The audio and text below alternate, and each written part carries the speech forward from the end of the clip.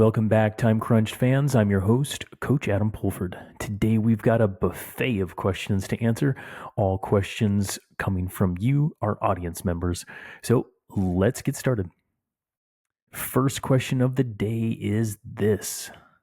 Now that winter is here, how do we integrate skate skiing into a cycling program? I do VO2 max on Tuesdays, Zone 2 on Wednesdays, and then Sweet Spot on Thursdays. During the summer, I would typically do a long ride on Saturday and Sunday. Skate skiing can be much more Zone 4. Yeah, I hear you on that. It's almost impossible to stay in Zone 2 while skate skiing.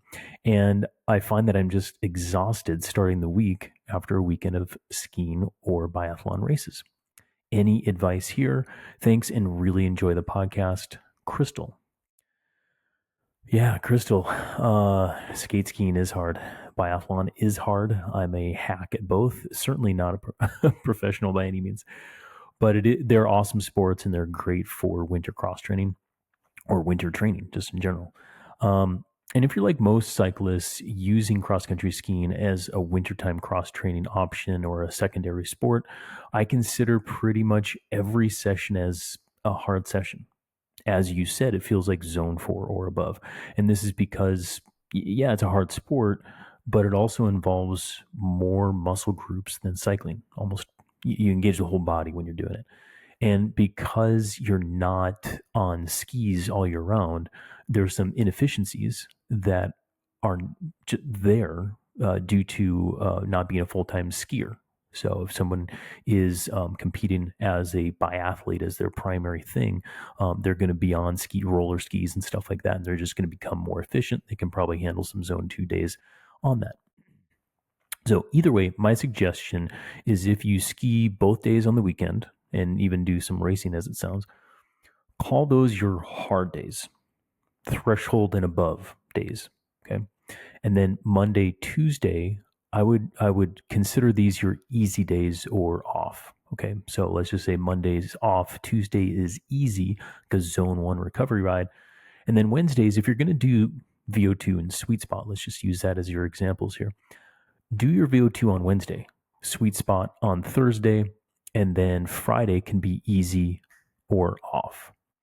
Then we got Saturday and Sunday. Those would be your hard ski days, and away we go.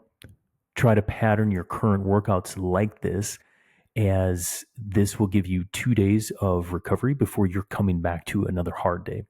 This is pretty similar to what I talked about in my block training episode, and that is number 149. So go ahead and check that episode out, and that'll give you some more ideas and a little bit more context around why you would do block training like that coming off a weekend. All right, second question is coming from Carol. So here we go from Carol. Love your podcast and enjoy listening each time you put out a new one. Thank you, Carol. Appreciate that. My question pertains to when should we start doing training for an event late in July? For the past 2 years, I have started my training plan on January 1st with a goal A race in July. Both years, I have felt like I peaked in May/June, and by the time my A race rolled around in July, I had nothing left to give. So I'm guessing I need to wait until later in the year to start my program, or I'm just unsure how to do that. This year is a little different with my big race planned in June, which is the Hundo 64K, and that's a Colorado event, by the way. And then another one in July, the Leadville stage race. I'm a 55-year-old female and looking to finish both and feel good about my performance. Just need a little guidance on when to start hitting the bike/trainer hard. Currently, I'm doing strength training 3 times a week and Zone 2 on the bike 5 days a week with 1 VO2 max day in there. All right, well, great question, Carol. A lot in there, and yep, those are some legit events to be targeting for kind of that mid-season or summertime, especially with both of them being at pretty much extreme altitude. Leadville, for example, starting in the town of Leadville is at 10,200 feet, and then you go up from there. So my advice is, if you've had that experience over the past couple of years where you come into July cooked, here's my 2 things. Number 1, start your harder program which is probably, on the trainer or just like more targeted threshold and above days in mid-February, and then build from there. That'll give you plenty of time to do your threshold builds and a couple cycles of that and then freshen up, right? Before those key events. And it will also push back that peak a little bit based on your description of everything that you gave us in that question. The second approach would be to still start in January, but take a late spring break. Okay. And taking that short break, let's say like at the end of April or beginning of May, what I want you to do is take a week completely off the bike and then another week of just zone 2 kind of easy stuff, and then build back up into like a round of threshold or VO2 leading into the hundo. That way you'll be able to kind of shake off a bunch of that fatigue that was associated with your early season build before you go into some of the specificity to those Colorado events. So just as a quick descriptor here, most of my athletes are riding and training 48 to 50 weeks per year. Okay, a lot of that's base. We're not doing threshold, for example, 48 weeks a year, but we take more breaks. We take more frequent breaks, and we do them if we're a shorter spell like that. So probably like 3 or 4 short breaks throughout the season in order to maintain freshness, both physically and mentally. So I'll encourage you to kind of think about or plan in a shorter break like that. And I think that'll really help you maintain freshness heading into that mid-season peak. All right. Question number 3. Do you have any experience or recommendations for someone with exercise-induced hypertension?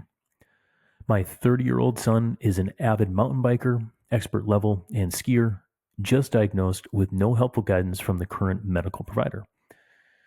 Maybe a more general question would be, how does CTS approach coaching of athletes with heart issues? Exercise is good for the heart until it isn't. Smiley face. Kind of crazy smiley face emoji, which I agree with. I'm a former CTS athlete who still follows CTS and finds the weekly missives of your blog post very helpful. So I hope it's okay to ask something here. And that's coming from Karen. Yeah, Karen. First of all, I don't have any experience with this. And my experience as 18 years of coaching, I can definitely say with confidence that no coach or athlete should tackle that issue alone. Definitely work with a doctor that has an athletic background to help navigate your son or through this. And that would be my straight up answer. Now, I know you said you didn't receive any guidance or anything helpful from your current doctor, so definitely go elsewhere. Of the doctors I know that I could give you a little bit of advice here, one of them is Dr. Kevin Sprouse, and he has the Podium podcast. So Google that or do a quick Google search for Dr. Kevin Sprouse, and you'll find him there. I've worked with him on teams in the past, and he's got a great approach in working with athletes of all levels, novice, advanced, and elite level athletes. And that would be one approach if you're looking for somebody kind of outside of network and you want to consult with that would have that medical background.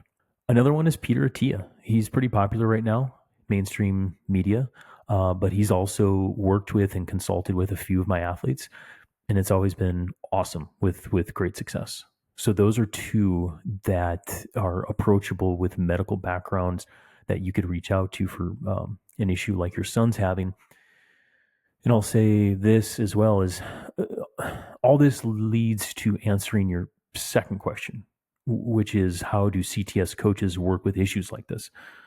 Well, just as I alluded to before, once we identify something as beyond our scope of practice, we at CTS, and myself included, reach out to those within our performance network to help solve the issue. There may have been some other real specific medical questions written into us from our audience members. I know there have been. As a blanket answer overall, this is my answer.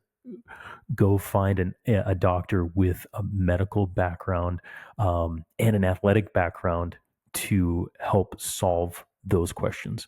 Also, if you can't reach out to those two more like celebrity style doctors, ask your riding buddies, ask your training partners, and usually word of mouth is a good avenue to find somebody like that that has been working with athletes, as well as have a medical background. So, yeah, Karen, thank you very much for writing in, and I hope that is helpful. And I just realized these all three questions are from women, so that's awesome, ladies. Well done, way to crush it on getting the questions in. Keep them coming, and let's wrap this thing up with a good summary. So, cross country skiing, it's a great winter endurance activity for most of us riding bikes year round. Cross country skiing is hard on the whole body. So, set up your program for success by giving yourself a block of recovery early in the week after a hard weekend. Listen to your body throughout and ease back in using some block training methods like I described earlier. If you have a biathlon or a cross country ski race coming up on the weekend and you're still tired midweek from the past weekend, I suggest just keeping everything like easy endurance. Save your matches for the upcoming race weekend. Next, hitting a mid-season peak can be a little tricky when you start a hard focus so early on in the year around New Year's. Feel free to slow your roll with that motivation, especially when you're living in those northern climates where it's just cold and you're on the trainer all the time. If you're already training 6 days a week and you start in on that harder zone 4 or above training cycles in February or March, this will give you more time to build your base as well as keep some energy for July. A late spring break off of the bike is another good way to manage your freshness for that July time period. Finally, when I'm working with athletes with any medical issues that could arise, I get with a trusted medical doctor within my performance network that have experience working with athletes. And if you have questions like this in the future, that will always be my answer. So, and to that point, Karen, I found a pretty good article on exercise-induced hypertension. I'll include that on our show notes, and you can read that as kind of a starting point. It's an interesting read for sure. So overall, 3 questions, kind of coming from all different angles. I had fun answering those. I hope they provide some good advice for all 3 of those audience members, as well as everyone listening. So thanks again for joining us on the Time Crunch Cyclist podcast, and keep going out there to train right.